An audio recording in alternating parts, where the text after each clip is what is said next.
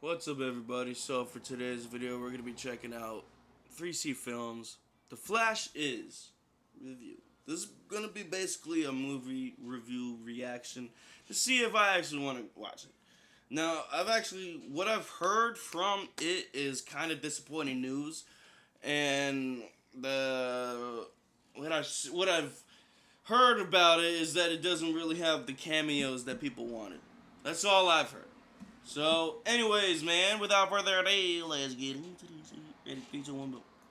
Hello, my movie peeps. I just got done watching The Flash. And with The Flash, we follow the story of Barry Allen, who finds out he can travel into the past. With this superpower at his disposal, he figures he can go back in time and save his mother from dying, accidentally breaking the timeline and putting himself in a new reality. That's all pretty much. I'll give any spoilers to you guys. This will be a spoiler-free review. We're gonna have to talk spoilers once this movie is finally released. But there are a couple of disclaimers off the top I gotta mention with this review. For one, this was an early screening that Warner Brothers put together where they got like thousands of fans all across the US to go see this movie. Hopefully you were one of the lucky few that got in, but there were people waiting in line for hours that were turned away. And before the actual movie got started, the WB rep holding the event let us know this is an unfinished cut of the movie. VFX might not be completely polished in this version. Some scenes might be removed, some scenes might be added in. I didn't get to see. I know I'm definitely going to want to go back and watch the movie a couple of more times, so I'll tell you in my spoiler review if there was any differences in this version to the one that's officially released to the public. And also, there were no post-credit scenes shown at all in these screenings. Not even like I would mention what those were since it's a spoiler-free review, but Warner Brothers is hiding these credit scenes, y'all. But okay, with those disclaimers out of the way, the freaking Flash movie, man. It is insane, the behind-the-scenes drama that's gone on with this film over the past couple of years, even before stuff concerning Ezra Miller. This movie went through director after writer after director after writer, changing what the story was going to be for the DC universe until finally landing with Andy Muschietti as their director. Then because it was like ready to go right before the pandemic, it had to be delayed several times, and then in between its delays, its complications, the whole DC universe has basically gotten rebooted. We had a couple of new heads of the studios, one of them being James Gunn, who has a new idea for what to do in the universe. So like everything this movie was like supposed to do at one point is now kind of useless for its old universe. Like one of those things being setting up a solo Batgirl movie with Michael Keaton as the Batman. That got scrapped away for tax purposes, not gonna happen. Basically, what I'm just trying to summarize here is this movie felt like it was always meant to fail. Like, it was just no way they could have delivered a good product with everything it's been through the past couple of years. And it's why I'm shocked this film is phenomenal. Now, it's not a perfect movie, and it's definitely got its flaws, and a couple of things we're going to definitely talk about, but man, this is a really solid Flash movie. I've been looking forward to the Flash finally having his own solo movie on the big screen. I can't believe it's taken so long. You think about all the other superheroes in the world that have gotten solo movies, and the Flash still wasn't one of them. I would think he is one of the legendary, most iconic, recognizable superheroes that didn't have a movie. And one of my main fears with going in to watch this Flash film is, you know, all the supporting characters. You had Michael Keaton Batman in there, who I was super excited to see part of this film. You also have Supergirl being thrown in there. You have Zod as a villain from Man of Steel also being part of this. It felt like, is this a Flash movie, or is this just like a random mix of DC characters featuring the Flash? Thankfully, watching the movie, this is a Flash story. Andy Muschietti here handled the balance of all these characters so well without letting that take away from Barry Allen's story. With all the different DC characters and surprise cameos that show up throughout the film, I never felt like it was really taking away from Barry Allen. It all just kind of felt like icing on a cake, extra toppings. I agreed with a lot of people when this movie was first announced and we found out it was going to be handling the Flashpoint Paradox storyline, because that's a big story in the Flash universe. Why would that be your first movie right out the gate? But the natural progression of that, following up with everything that was set up previously with all the other DCEU movies, it feels like the natural evolution for the Barry Allen character, and here he is given such a great arc. There were some aspects of Barry Allen in the previous DCEU movies that I wasn't always into, that I thought, oh, he's a little too goofy, a little too obnoxious, while other times thinking he is funny in the group. Definitely had one of the best moments in the Zack Snyder Justice League movie, and here we get to see a more mature version of Barry Allen that kind of comes face to face with the obnoxious side of Barry Allen, and we get to see how this character has grown from when we were first introduced to him. That was a part of the film I was not expecting, and is what kind of drives the emotional impact of this movie, because it has a lot of heart. The story of Barry Allen trying to save his mom and then coming to terms with what he has to do, it was some really riveting stuff. Getting on the subject of a lot of the other DC supporting characters in here, I'm excited for what James Gunn is going to do with the new DC universe, but for the first 10 to 15 minutes of this Flash movie, man, the DCEU never looked better. It felt like I was watching an episode of the Justice League Unlimited series back in the day. I grew up on that show, loving it, and here, all the clunky world building that has happened the past couple of years with the DCU, sometimes having a great movie, sometimes having a meh movie, it felt like it was finally paying off in the first 15 minutes of this movie. You have the Flash just in Central City trying to get to work. Oh, but then Batman needs his help and they got to do a street level crime. It was all so in sync and finally made this world feel realized. I was like, it kind of sucks this universe is ending for whatever James Gunn wants to do next. Ben Affleck as Batman being in action one more time, both in and out of the suit, was so great to see. I'm gonna miss Ben so much. Michael Keaton's scenes in here, anybody who was telling you audiences are not excited or care about Michael Keaton's Batman, they are wrong. All the times my audience was clapping, cheering, and roaring all had to do with scenes with Michael Keaton's Batman. He is beloved, and for good reason. I grew up on the guy. He was my first movie, Batman, and it was so cool seeing all his scenes. Obviously, the marketing are really hinging on like the nostalgic lines he's had from other movies, like, you want to get nuts? Let's get nuts. But really, all of that stuff is kept to a bare minimum in the movie. I don't think there is a lot of like nostalgia bait or references to old movies and going, hey, you remember this scene? In fact, I would argue between like Spider-Man No Way Home and Doctor Strange Multiverse of Madness, The Flash is the best multiverse comic book movie out there. Obviously, I'm always gonna have a very special place in my heart for Spider-Man No Way Home because of the Spider People, and that's like my whole dang childhood. But in terms of like explaining the multiverse in the DC universe, how the timeline got messed up, even just the visualization of the Speed Force in here, I'm like, dang, this is really leaning into the comic book aspect of The Flash,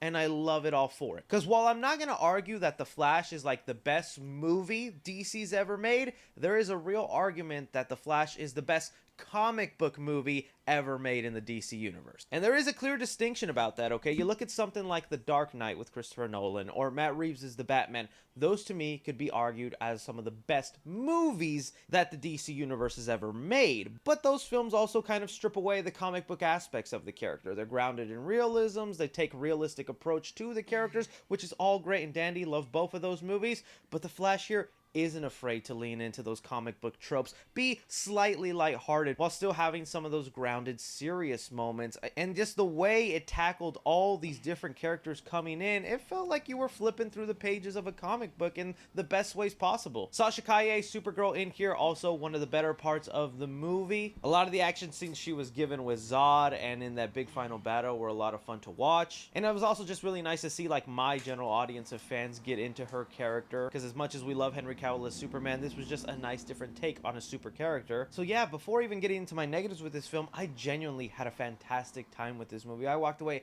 so happy, so fulfilled, but also just like feeling so bad that there's so many negative things attached to this movie, that there's going to be people out there that don't even want to give it a chance, don't even want to look at it, be like, no, I can't support this film. And look, I respect that, but it's like, man, if everything behind the scenes went so positive with this movie, this would easily be one of the movies that people constantly reference about DC at their peak. But okay, getting into some of my negatives about the movie, a big chunk of them will have to do with the CGI of the film. Now, I mentioned earlier, this is an unfinished cut of the movie. Maybe the VFX aren't all the way done, but while there was a lot of scenes in The Flash that looked absolutely phenomenal, a lot of like the slow motion stuff with the Flash, some really cool zoom in molecule stuff that I was just geeking out about, there was like a good 60 to 50% of visual effects where the characters look like straight up PlayStation characters. Granted, like PS4 characters, so at least it was stunning graphics, but still, faces looked rubbery, kind of like an uncanny valley feel. And although it wasn't a deal breaker, I think it's something that a lot of people are going to be noticing, like, man, this is like a really CGI heavy moment right now. Aside from that, a lot of my main negatives will be coming to the third act of the movie. Now, I'm not going to say the entire third act was like messy or bad,